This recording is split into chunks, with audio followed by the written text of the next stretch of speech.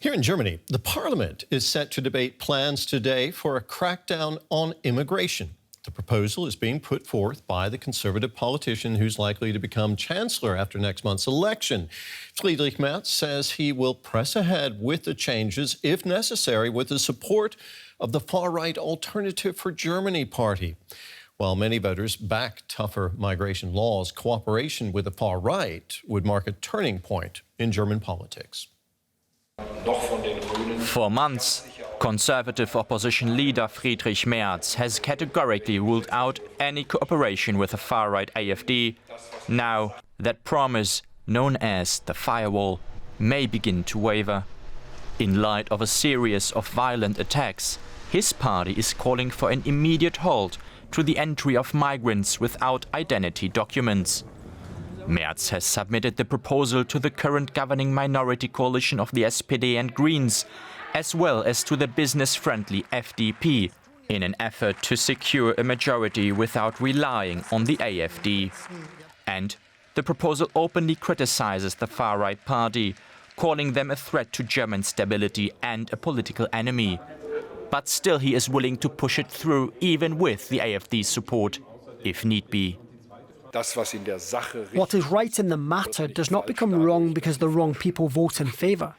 Also on the agenda, permanent border controls, detention for rejected asylum seekers without legal status in Germany, and an increase in deportations to be carried out, quote, daily.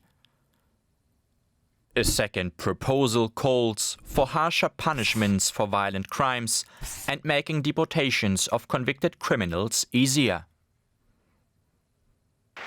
While Merz has ruled out forming a coalition with the AfD after the elections, other political parties are concerned about how seriously he takes the effort to keep the far-right AfD out of decision-making.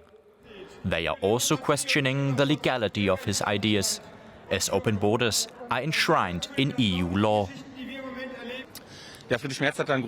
Friedrich Merz made a big mistake. He put forward proposals that we know are in violation of European law and the Constitution, suggesting blanket rejections at the German borders, regardless of whether there is a need for protection or not. Our neighbours will have a lot to say about that. A warm greeting to France, Poland and Austria. Do we really want to promote a Europe of failed solidarity? The Conservatives argue that other EU member states are failing to fulfill their obligation to host asylum seekers. Even if Germany's parliament agrees to the proposals, it'll be a long way before they could become law. But it would send a clear signal that, after the elections, migration issues could be addressed differently, both in tone and action. For more on this, let's bring in Gerhard Knaus. He's a migration researcher and founding chairman of the European Stability Initiative. Thanks for being with us. Gerhard, what do you make of the proposals on immigration and border controls being debated in the Bundestag today? Well, we will have proposals by the opposition, the Christian Democrats. We will have proposals by the leading party in the old government, the Social Democrats, and the really troubling thing to me, leaving out the politics, is that on substance, neither of these proposals addresses a very serious concern of the majority of German voters, because neither of these proposals can achieve what the politicians promise: control, less irregular migration, less asylum applications in Germany. None of this can be done with what is on the table. And that is tragic, because the only party that is benefiting from the continued failure to fulfill what is promised has been, not only in Germany, the far right. So you're saying that these proposals do not address the problem, that in practice they won't do what Germans are hoping for. Are the Christian Democrats' proposals in particular, are they legally feasible? Because critics say that they violate the German Constitution and European law. Well, let me just go back to what the Christian Democrats themselves say. They say that they will appeal to a national emergency, a nationale Notlage. And under EU law, and they are a party of the rule of law, there is this Article 72 that allows suspending the application of secondary EU law. So, for example, the Schengen and Dublin rules when you have a national emergency. The trouble is that this also has to be reviewed by the European Court, because if any EU country can just declare a national emergency and say we no longer are bound by the law we make ourselves with others, the EU collapses. So you can't just use emergency clauses. And so far, the European Court has never granted this because it always has looked at, are there other ways to do this which are less dramatic? It will not grant this. So what we are heading for, and this is very short-sighted, is a confrontation, if this ever becomes law in Germany, between a German government saying we have an emergency and the European Court in Luxembourg defending the EU law, which Germany played a big role making. And then the far right will say, see, the problem is the EU. If we just get rid of the judgments by European courts, all is fine. So again, we are heading for confrontations, a domino effect, which is not what the Christian Democrats as a European party want. Now, national elections are less than a month away here in Germany, and migration is the dominant campaign topic. How do you account for that?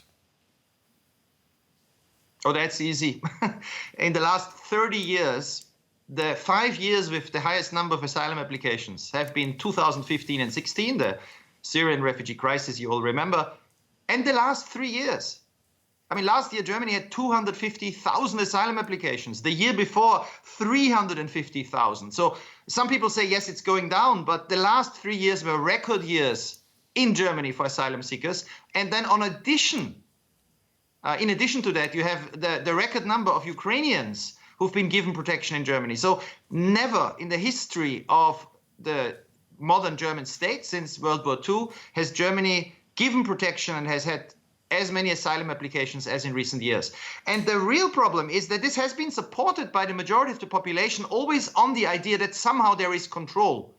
But none of the parties at the moment have formulated a credible strategy how in the future Germany will have control. So one last number, in the last 3 years, 80% of Syrians who got protection in the European Union got it in Germany and Austria, 80%. So Syrians leave Turkey, come to the European Union, and they basically all go to 2 countries. And now the German idea seems to be, by some, let's control the German-Austrian border. Well, that's not going to work. It's an open border. It's a green border. The police doesn't exist. It takes a long time to train new police. You can hire them, but it doesn't happen in 1 year.